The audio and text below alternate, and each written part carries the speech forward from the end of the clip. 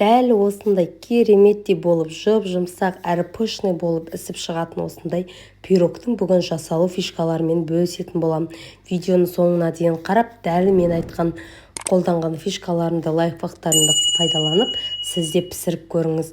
Видеоны жоғалта алмасын каналыма алдымен подписация жасап, қоңырша белгісін басып қойды ұмытпаңыздар. Дәл осылай бөлме температурасында тұрған 4 тына жұмыртқамызды жарып, үстінен шекеріміз салып, шекеріміз ергенше венчикпен араластырып, оның үстіне сұйық майымыз құйып, оны жақсы венчикпен араластырып, бөлме температурасындағы жылы сүтімізді құйып, жақсылап араластырып аламыз. Осылай бір пачка разрыхителімізді алып, електен өткізілген ұнымыздың үстінен салып, екеуін жақсылап араластырып, ұнымызды аз-аздан сала отырып, түйіршік болмайтындай етіп, жақсылап араластыратын боламыз. Достар, пирог пісіретін кезде ескеретін жайт, біз пирогқа қосатын заттарымыздың барлығы бөлме температурасында тұруы керек. Сүтіміз егерде холодильниктен алынған сүт болса, кішкене микроволновкаға жылытып алып, жылы сүт қосамыз.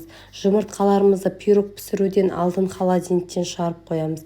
Дәл осылай барлығы бөлме температурасында тұру керек, және ұнымызды қосқан кезде де аз-аздан қосып, дәл видеодағыдай етіп араластырасыздар.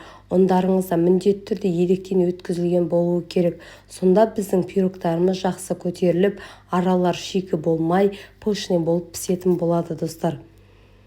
Өте дәмі керемет бір жасағаннан шығады. Дәл осы мен сияқты жасап көріңіздер. Қосқан сүт, ұн барлығының грамм массаларын осы видеоның төменгі жағында описание дейтін бөлім бар. Сол жерге полный рецепттің грамм массаларын жазып қалдырам. Дәл осындай бізде пирогтың тестасы дәл осылай қатты қою емес, қатты сұйық емес, дәл осындай масса болып, дайын болып шығады.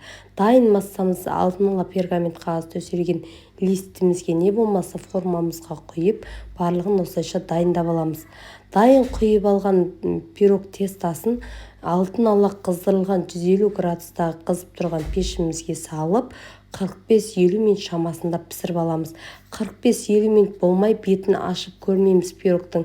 Себебі бірден ашсаңыздар, көтеріліп тұрған пирогтарыңызды бірден түсіріп аласыздар. Пирог піскеннен кейін міндетті түрде пешімізді өшіргеннен кейін сразу қақпағын ашып, суытудың қажеті жоқ. Себебі өз несінде суы керек біздің пирогтарымыз. Өздігінен суып, содан кейін пешімізді өшіргеннен кейін бір жарты сағаттан кейін пирогтарыңызды алып кесіп жей берсеңіздер болады. Дәл осы фишкаларды сіздер де қолданып көріңіздер.